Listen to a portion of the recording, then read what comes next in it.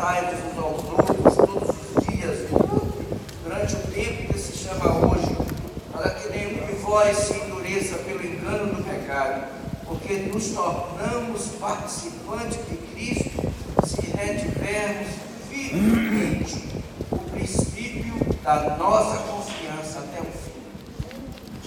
Amém. Você leu Hebreus 3:13. 13 e 14. Muito obrigado. Você acabou de me ajudar a fazer um link para a próxima leitura, porque aí está falando daqueles que se perdem e o cuidado para que não se perdam. Eu queria pedir aos irmãos que os irmãos abram suas Bíblias aqui no capítulo 20 de Mateus.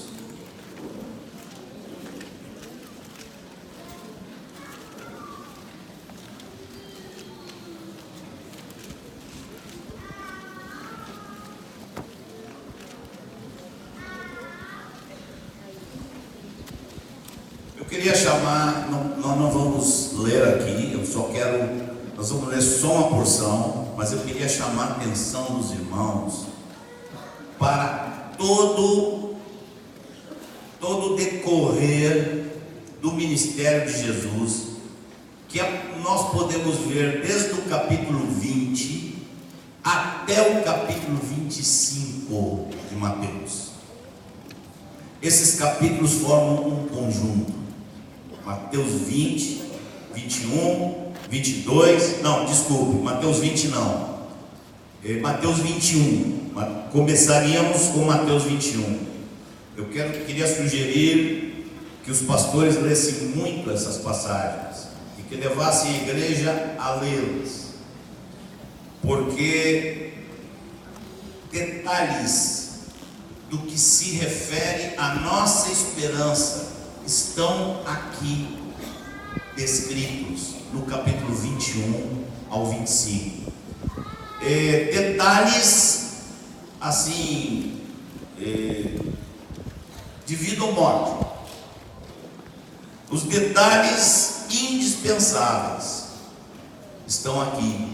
Eu queria sugerir que os irmãos levassem a congregação a ler esses textos e levassem os irmãos a meditar nesse texto em algum momento que vocês acharem próprio, e que vocês se dedicassem junto com a igreja a entender tudo isso que está aqui.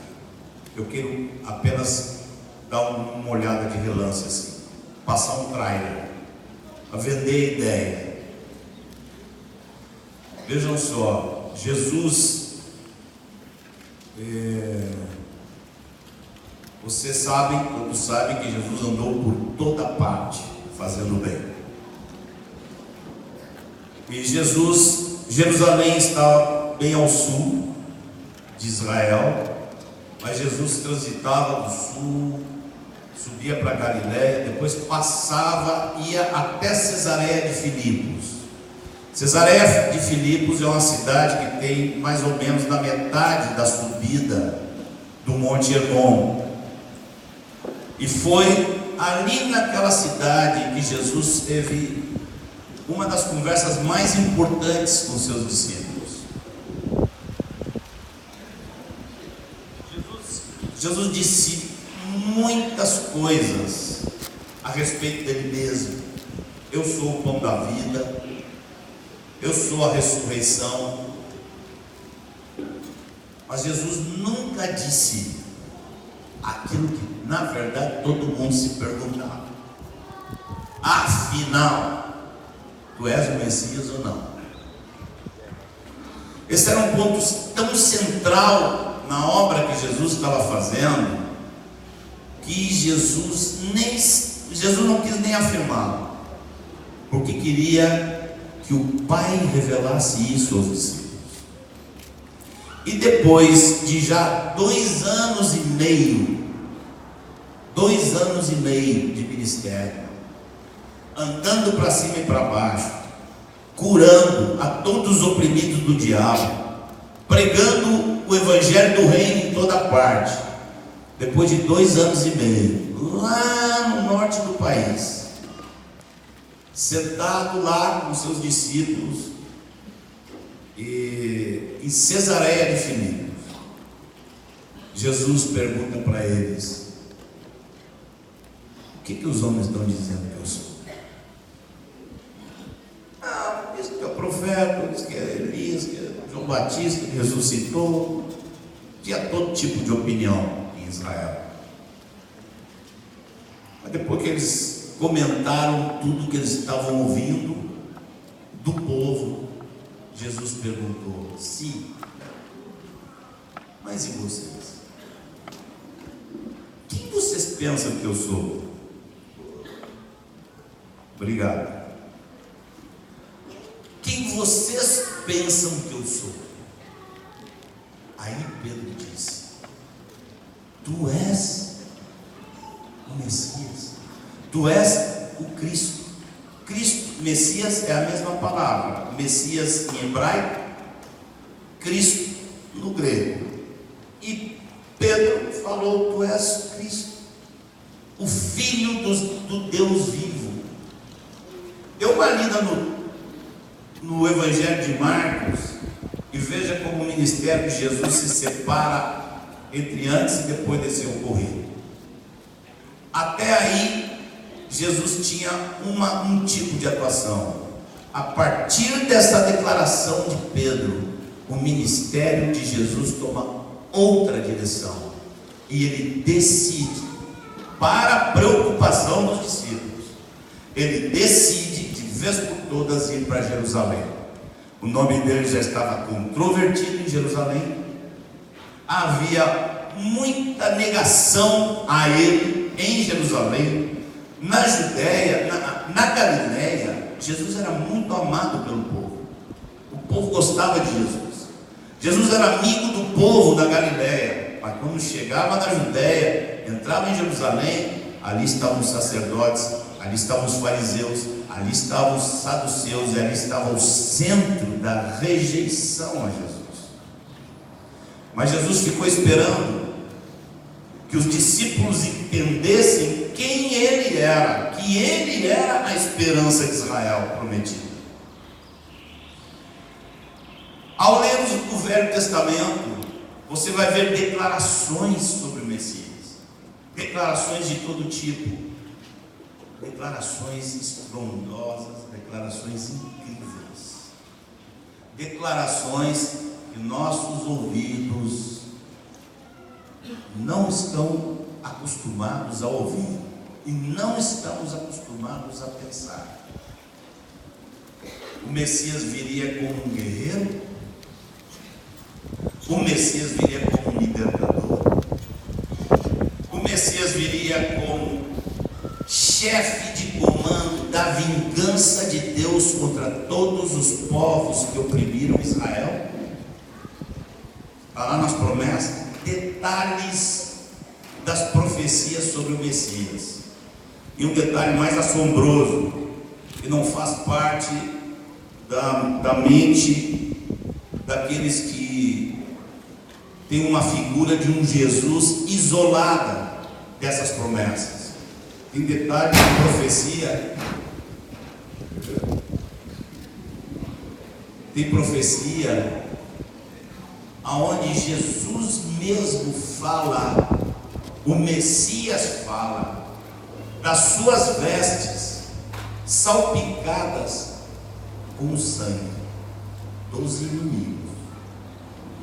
Alguém de vocês já tinha ouvido qualquer história de que o Messias tinha algo desse tipo?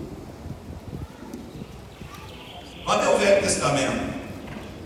Todos os profetas prometeram a vinda do Messias. Todos. E ele viria como um guerreiro e para colocar Israel como cabeça das nações aqui na terra. Quando Jesus vem, como muitas vezes na história, o povo judeu está ali esperando o Messias, porque mais uma vez eles eram dominados, só que agora pelos romanos, estavam sob o Império Romano, e aguardavam a manifestação do Messias. as promessas de Jeová com relação à proeminência de Israel como nação aqui na terra e a libertação de Israel de todo jugo, todo e qualquer jugo humano, sobre impérios, sobre escravizadores e coisas desse tipo que se tornaram parte integrante da história de Israel. Nunca houve na história humana uma nação tão sofrida como Israel. Nunca houve. E ali naquele tempo, como sempre, esperavam pelo Messias. Quando Pedro confessou: tu és o Cristo, você repara ali na alegria de Jesus, porque Jesus não tinha dito isso. Jesus não tinha dito: eu sou o Cristo, eu sou o Messias. E quando Pedro faz essa afirmação, Jesus como que tem um momento de grande alegria e diz: Pedro, bem-aventurado tu és. Não foi homem nenhum que te explicou isso, nem carne nem sangue. Você está entendendo isso, Pedro? Porque meu Pai te revelou. E a partir daquele momento, aquele círculo íntimo de Jesus estava compreendendo que a esperança de Israel havia chegado. Nós temos que contar isso, irmãos, inclusive para poder entender a cabeça dos judeus. As profecias do Velho Testamento que mencionam que este Messias seria não apenas um guerreiro, mas seria também um sofredor, elas são pouquíssimas. São pouquíssimas as profecias que mostram que esse Messias haveria de vir para sofrer e morrer. Elas estão praticamente escondidas ali debaixo dessa montanha de profecias de que ele viria como um guerreiro e libertador de Israel. Mas os discípulos creram que ele era o Messias.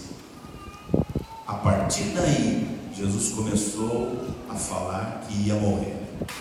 A partir daí.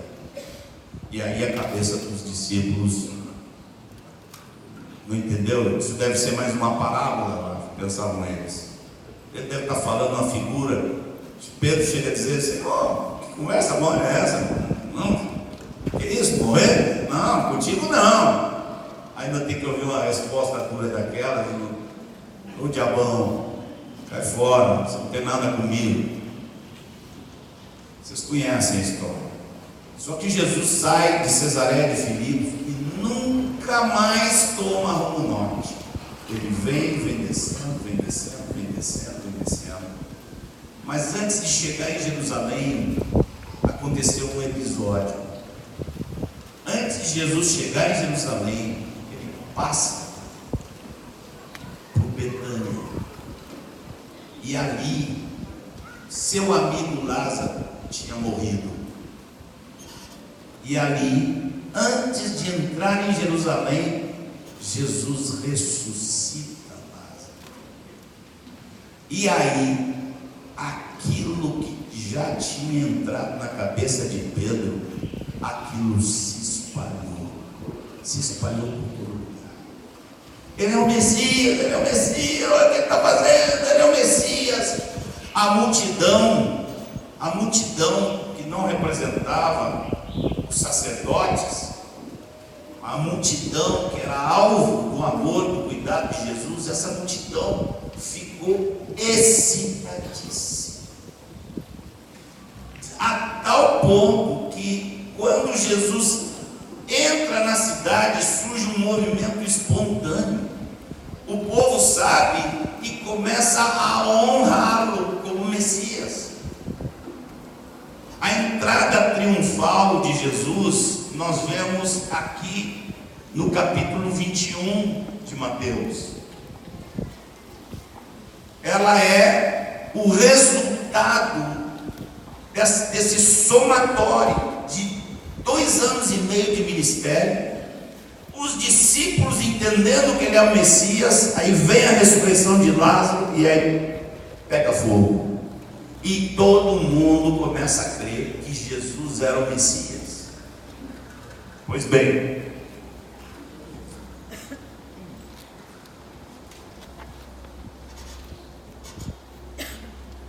eu me surpreendi quando fui estudar isso há uns 3 anos atrás, porque eu pensava que a palavra Hosana, que aparece lá em Mateus 21, aparece 2 vezes a expressão Hosana. Eu pensava que Hosana era um tipo de louvor, era um sinônimo de aleluia, algo desse tipo.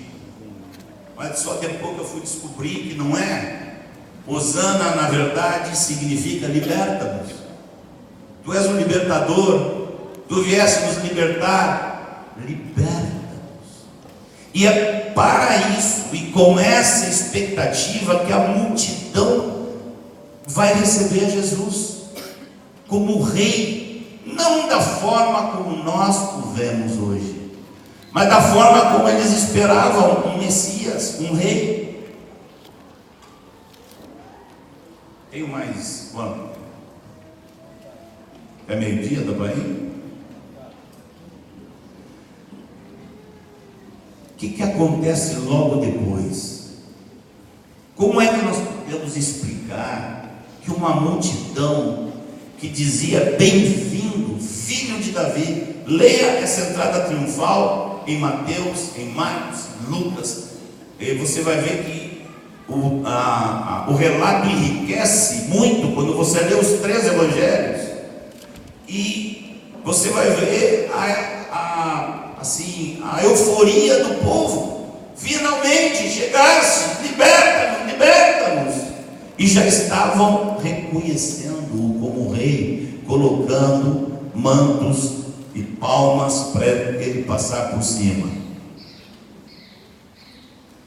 Ninguém observou o detalhe de que a figura não era lá muito real, porque os poderosos naquela época vinham montados em cavalos. Cavalo, possuir um cavalo era sinônimo de status naquela época. E Jesus não veio montado num cavalo, Jesus veio montado num burrinho. Dizem alguns, eu nunca vi ninguém montado num burro, mas dizem alguns que fica uma figura meio estranha. Às vezes o burro é baixo demais, e para não ficar arrastando as pernas, a pessoa tem que esticar as pernas, fica assim. Não é uma figura muito real, né? Chega o imperador de Roma entrando em Roma, montado num burrinho? Acho que não. A turma não percebeu e gritava. Historicamente ou geograficamente, a coisa pode ser explicada assim: na entrada de Jerusalém, quando descia do Monte das Oliveiras, portão de entrada era bem no meio da cidade, e você tinha 2 opções quando entrasse naquele portão. À direita era onde ficavam alojados os soldados romanos da guarda que mantinha o poder de Roma ali em Jerusalém. À direita. Lá na esquerda, o templo. E aquela turma tinha certeza que Jesus ia entrar para a direita e botar para quebrar em cima dos romanos e dizer: agora quem manda aqui sou eu, e eu sou o rei dessa nação. Eles tinham certeza disso. Posso imaginar a desilusão dessa gente quando Jesus, ao invés de entrar para a direita, entra para a esquerda e vai para o templo. E em vez de atacar os romanos, ataca o centro da fé judaica, o templo. E a cabeça da turma fez Isso explica porque poucos dias depois estavam gritando: crucifica, crucifica. Porque eles queriam o quê? As promessas do Messias que viria para libertá-los.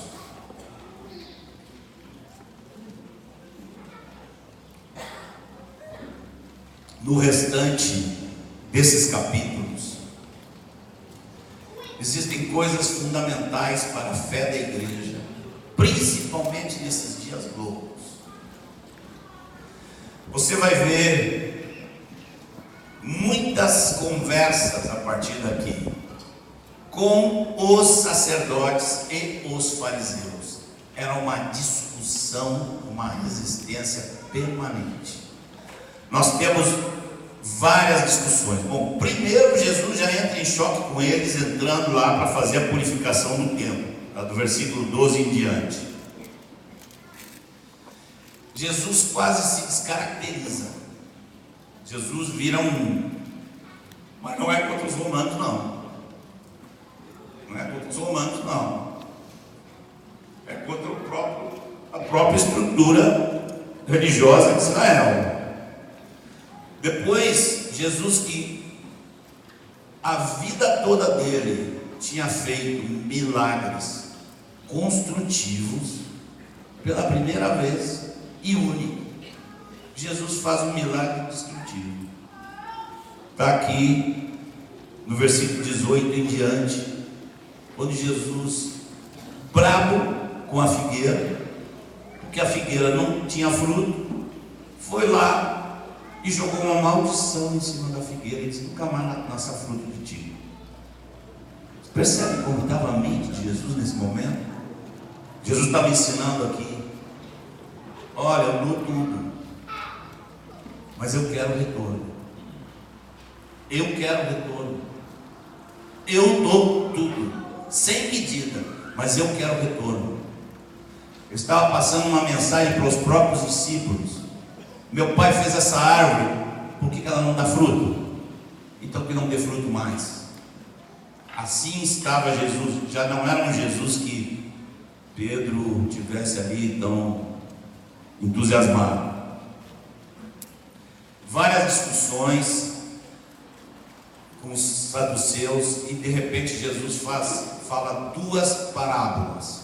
Então, já no capítulo 21, nós vemos a parábola dos dois filhos, onde Jesus está falando para o povo de Israel que eles eram o povo que tinha prometido,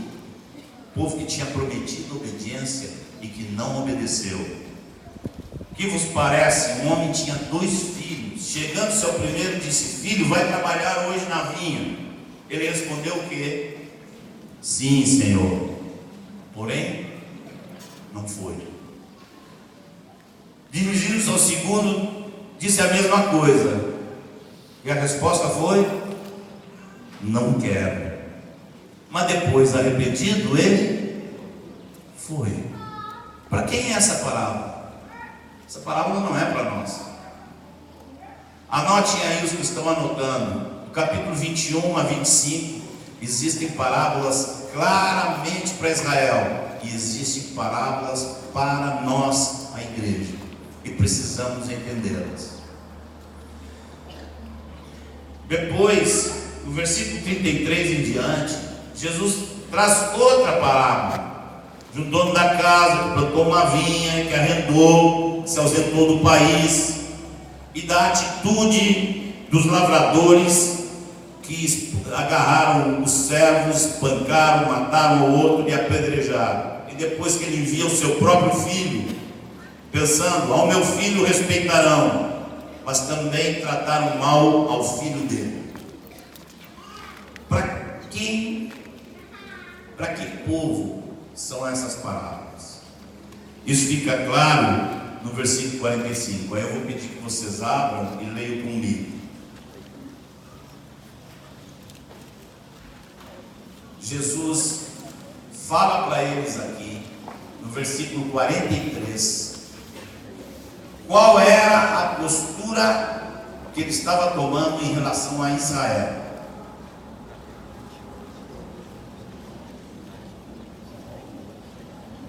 Versículo 43 diz assim: portanto vos digo que o reino de Deus vos será tirado e será entregue a um povo que lhe produza os respectivos frutos. Importante aqui, Jesus não está falando de Israel, que Israel estava descartado. Jesus estava falando deles, dos principais sacerdotes. Porque, olha o versículo 45, muito importante o versículo 45. Os principais sacerdotes e os fariseus, ouvindo essas parábolas, entenderam que era a respeito deles que Jesus falava. Então, as duas parábolas anteriores, a parábola dos dois filhos e a parábola dos lavradores maus, essas duas parábolas eram para quem? Para os principais sacerdotes e os fariseus. Era deles que Jesus estava falando.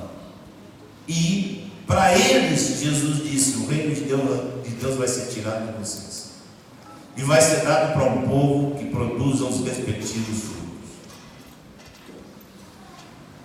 Onde estão as parábolas para nós? As parábolas para a igreja, em todo esse processo aqui, que vai do capítulo 21 ao capítulo 25, as parábolas estão no final do capítulo 24 e no capítulo 25. Sugiro um estudo prolixo e detalhado dessas parábolas, que estão lá em Mateus 24 e 25. Agora nós vamos encerrar lendo e observando o que aparece aqui no começo do capítulo 22. Não temos tempo para abordar lá o capítulo 24 e 25, mas o capítulo 22 nos interessa muito. Repetindo, as duas primeiras parábolas eram para os sacerdotes e os fariseus. As parábolas para a igreja estão lá em Mateus 24 e 25. E essa parábola aqui, essa parábola, ela envolve os dois povos, as duas realidades, o sistema judaico e a criação da igreja, o surgimento da igreja, como o povo que iria dar os frutos que Deus esperava. Vamos ler essa parábola e observar alguns detalhes. Senhor Jesus, dá-nos graça e dá-nos capacidade física, orgânica e mental para seguirmos buscando compreender Tua palavra nesta manhã. Amém. Toca nossos corações com aquilo que nós vamos ler aqui agora. Ilumina nossas mentes. Amém. Traz clareza, traz convicção, traz, Senhor, se necessário, arrependimento, contrição, temor do Senhor. Nós te pedimos em nome de Jesus. De novo, capítulo 22, versículo 21. De novo entrou Jesus a falar por parábolas, dizendo-lhes: o reino dos céus é semelhante a um rei que celebrou as bodas de seu filho.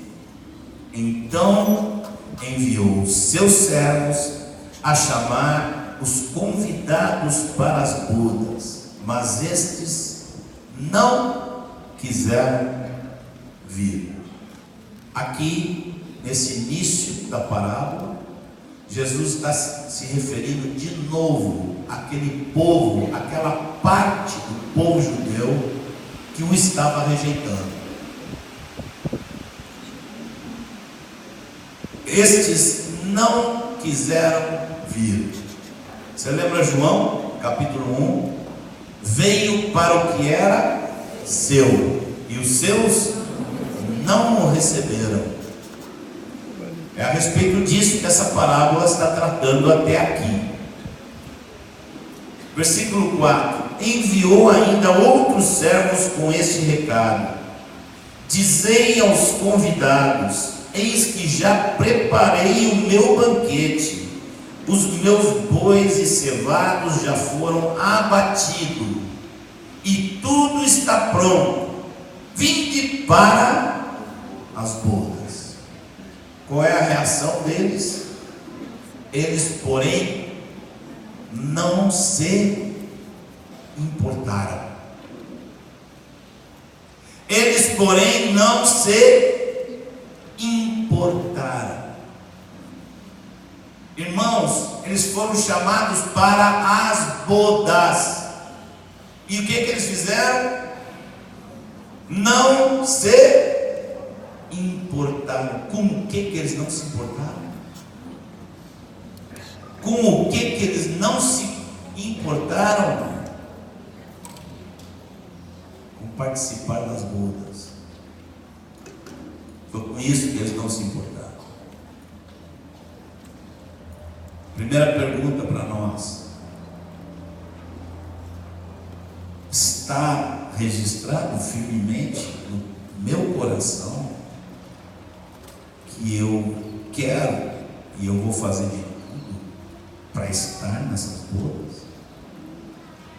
Ou eu não estou dando muita importância para participar das bodas? Você sabe como é o coração de quem não dá importância para as bodas? Está descrito aqui por Jesus.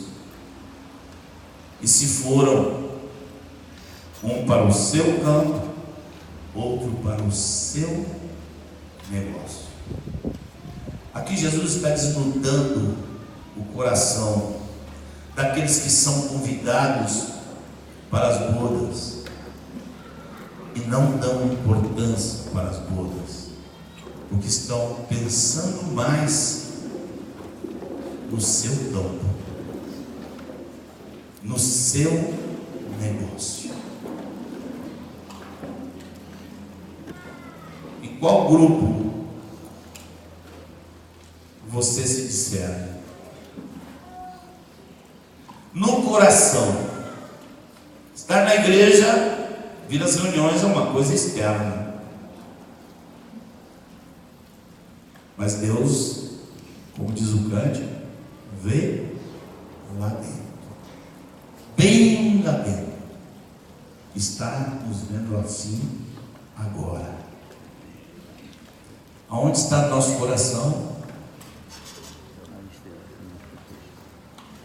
No meu negócio ou nas bodas?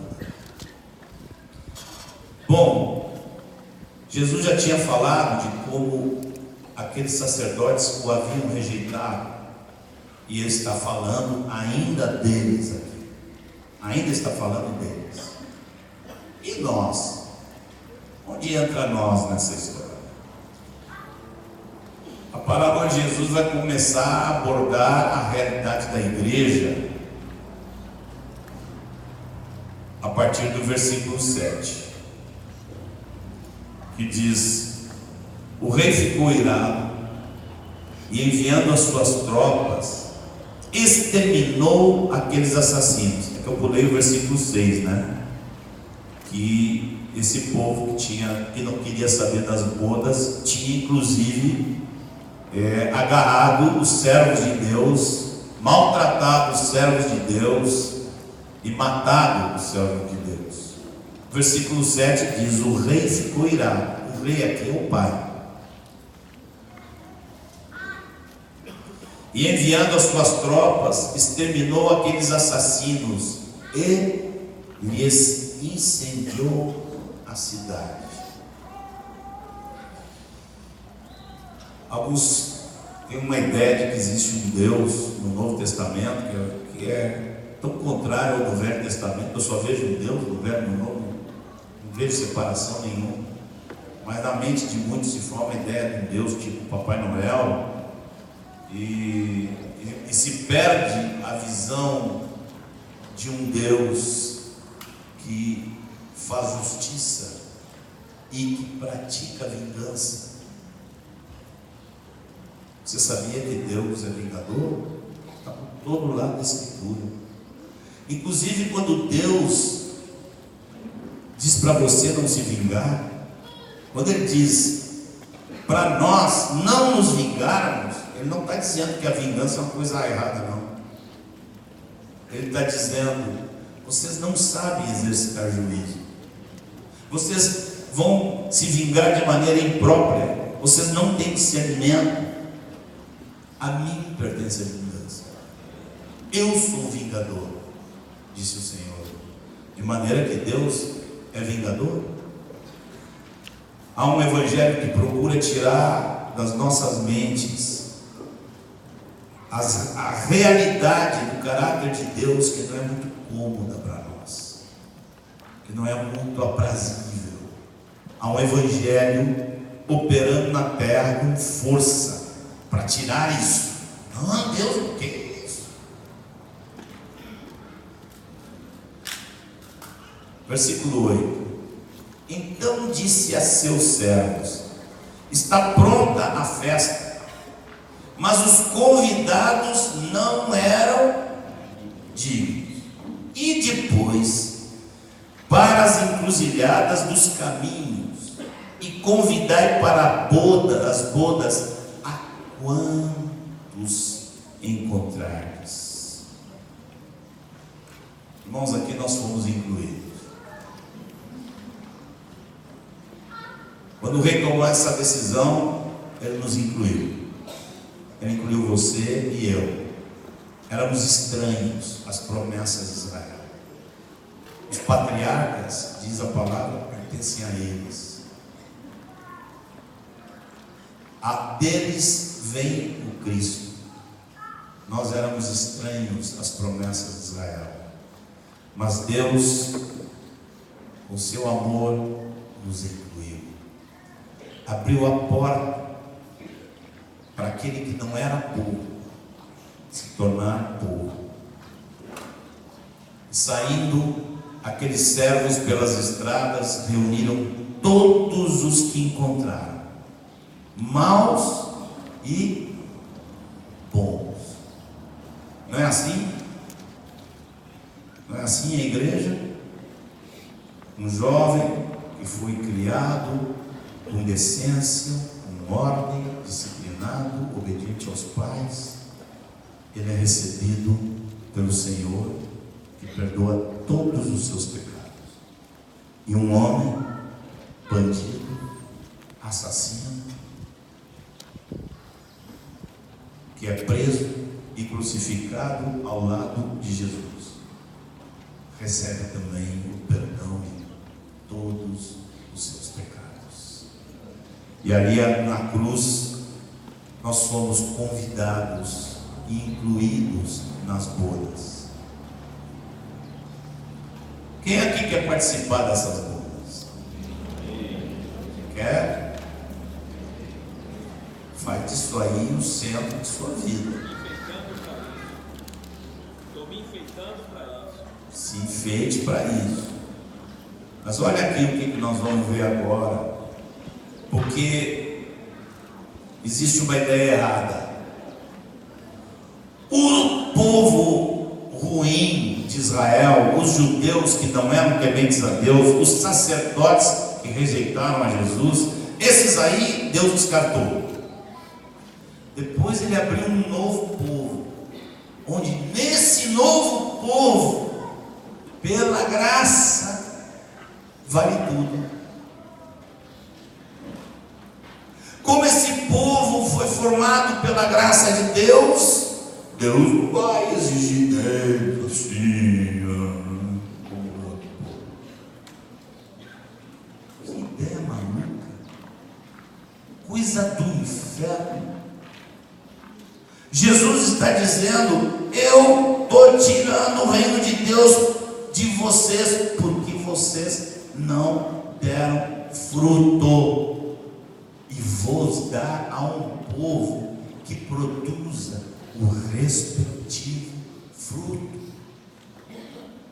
E se algum de vocês tem dúvida, vai lá fora da cidade, olha uma figueira que eu passei lá, não vi fruto, joguei logo uma maldição em cima dela e ela secou na hora.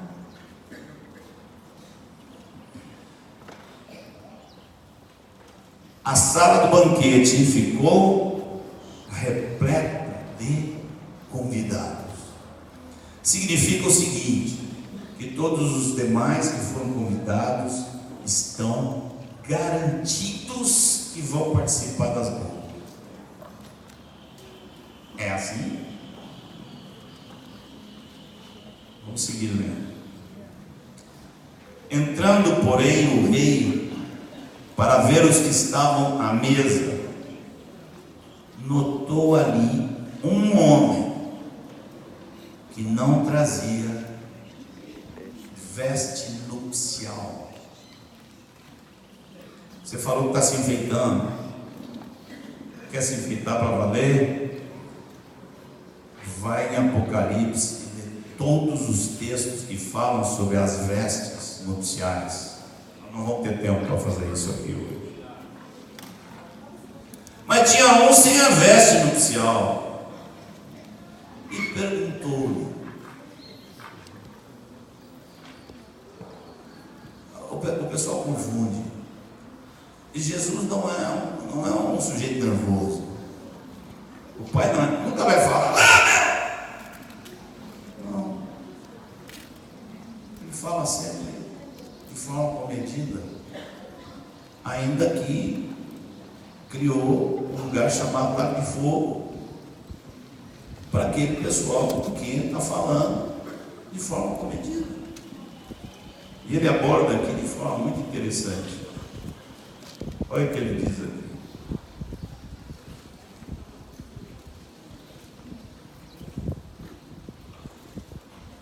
Perguntou-lhe, amigo,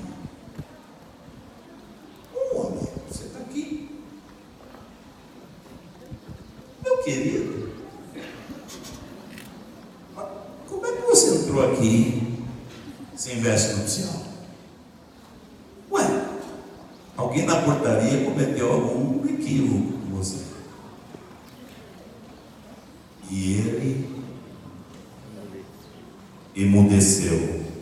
Então ordenou o rei aos serventes: amarrai-o de pés e mãos.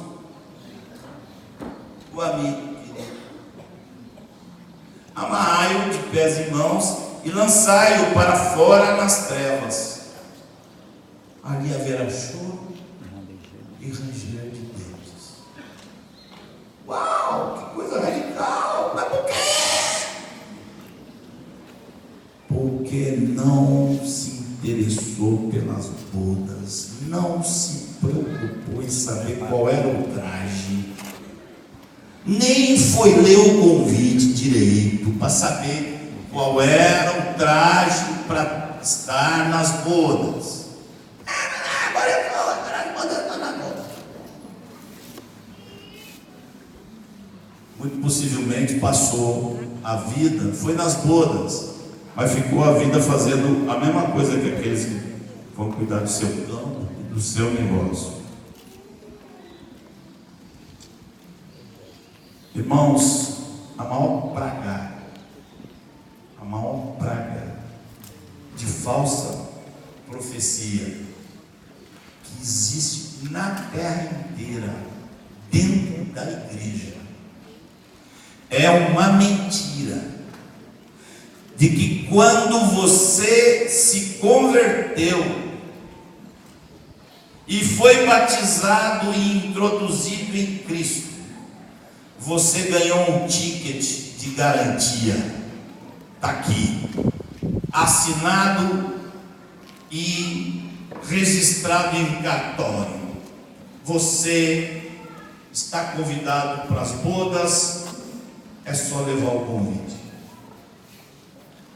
Mentira, não é assim. Não existe, preste atenção, Depois eu vou embora. Se vocês não quiserem que eu volte, eu não volto. Mas eu não posso ir embora sem dizer isso para vocês. Não existe nenhuma garantia de sua eternidade, de que você vai participar dessas bodas. Não existe nenhuma garantia disso no passado. Não existe. A garantia que você pode obter de que você vai participar dessas bodas, ela está aqui, hoje, agora, no presente. É o que você está se dispondo a viver hoje. E vivendo hoje e ouvindo o que disse o apóstolo. E aquele que está de pé, olha, abra o olho para que não caia. Aqueles que perseverarem até o fim, estes serão salvos. Existe teologia para derrubar essa verdade. Existe todo tipo de teologia, de estudioso e de não estudioso, de coisa antiga, de 5 séculos atrás, de coisa moderna que nasceu no século passado, entrando na igreja e enchendo os crentes de ilusão. Eu tenho um Deus bom que me recebeu pela graça. Pronto, está feito. Não está feito, está começado. Ninguém pode colocar sua salvação no passado. Você chega nos Estados Unidos, essas teologias elas contaminaram tanto a nação inteira, que você vai conversar com um americano e ele fala: eu fui salvo no ano tal, eu fui salvo, e está sempre no passado. E não tem isso na Bíblia. Irmãos, nós estamos sendo salvos. Nós fomos salvos desse abismo que nos separava de Deus e fomos aproximados de Deus pelo sangue da sua cruz. Nós estamos sendo salvos dia após dia, quando aprendemos a separar dentro de nós, pela palavra de Deus, o que é carne e o que é espírito, e crucificamos diariamente a nossa carne. E nós vamos ser salvos no futuro, quando o nosso corpo for transformado. Então é um processo. Não tem um negócio, está acabado, está aqui o bilhete de garantia, pode ficar tranquilo, senta, vai ver televisão, vai ver jogo do Vasco e fica tranquilo. Jogo do Vasco.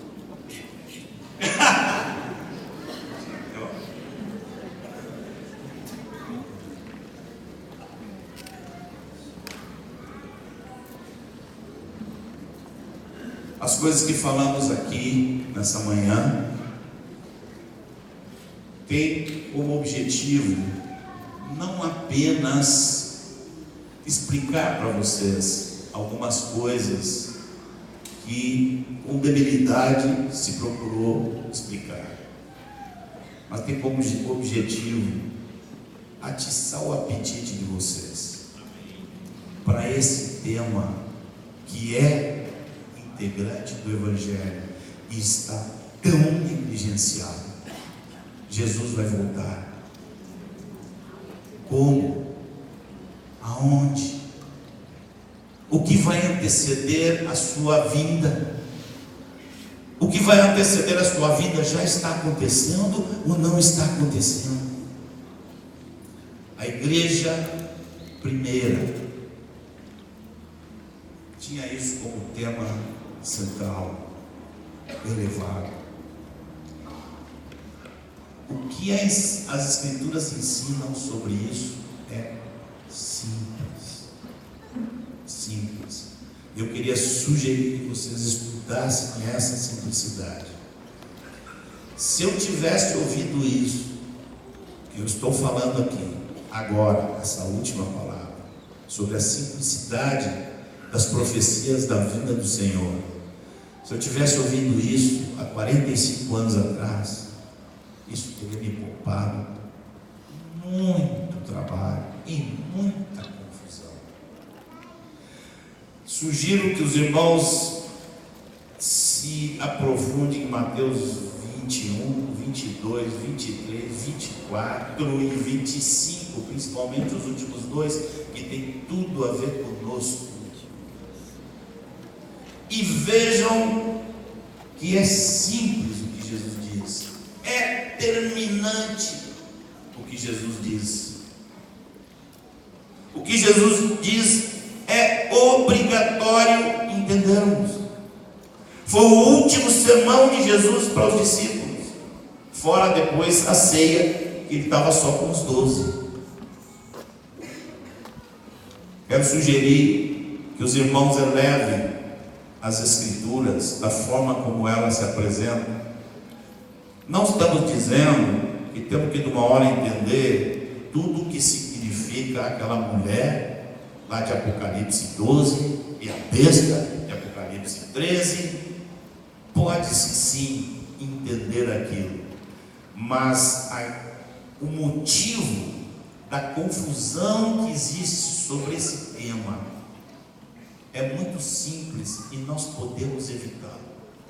O motivo da grande confusão que existe é porque existem muitas profecias no Velho e no Novo, muitas profecias, que quando você as junta, elas aparentam um grau de complexidade que nos desanima. Muita coisa, está muito complexo. Mas tem uma solução para isso. Começa com o que Jesus disse. Algum de vocês alguma vez gostou da prática de fazer quebra-cabeças? Minha filha, Suzaninha, ela amava fazer quebra-cabeça. Você pega esse quebra-cabeça de 2.000 peças, você derruba aquele negócio ali, você olha aquelas peças, tudo parecido uma com a outra. O é verde, a árvore, um pouco do branco, da neve, tem tudo branco, tudo verde, você olha aqui, não dá para montar. Mas é possível montar o quebra-cabeça. E como é que a gente faz para montar o quebra-cabeça? Na caixa que te vende o quebra-cabeça, na tampa tem uma foto do quebra-cabeça. E você usa aquela foto e vai primeiro colocando as bordas. Depois que você colocou as bordas, você separa, aí fica aquela verdaiada para cá, esses brancos tudo para lá, o cinza não sei aonde. Você leva horas e horas com esse passatempo, mas você tem uma foto para se guiar.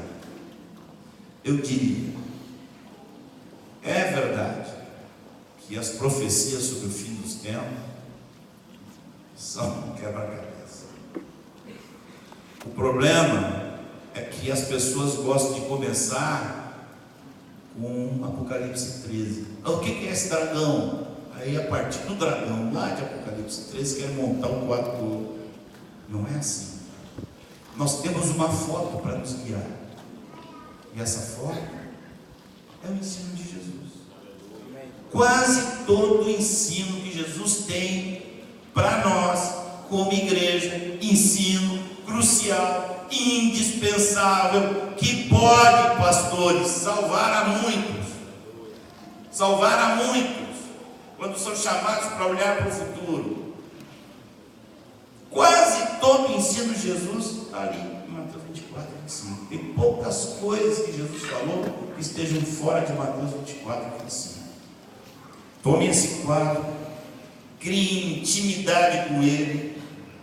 Eu sugiro começar com o capítulo 21. Se você se animar, quem sabe um dia eu venho aqui passar uma semana conversando com vocês sobre esse assunto. Mas depois assim, vocês leram,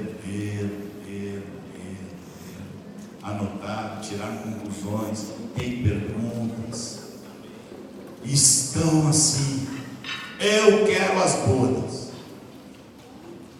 Acho que a última vez que eu estive aqui, meu assunto foi as 10 virgens.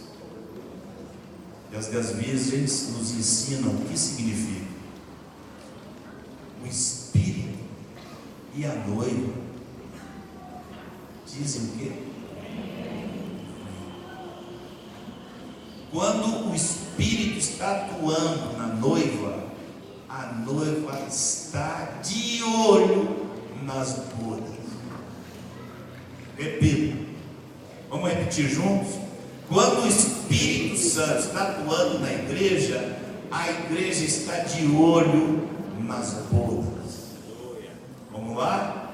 Quando o Espírito Santo está atuando na igreja, a igreja está de olho nas bodas.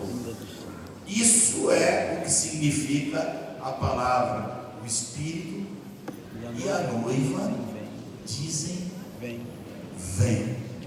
Quando nós queremos que Cristo venha, todo o resto está em função disso. Todo o resto está em função disso.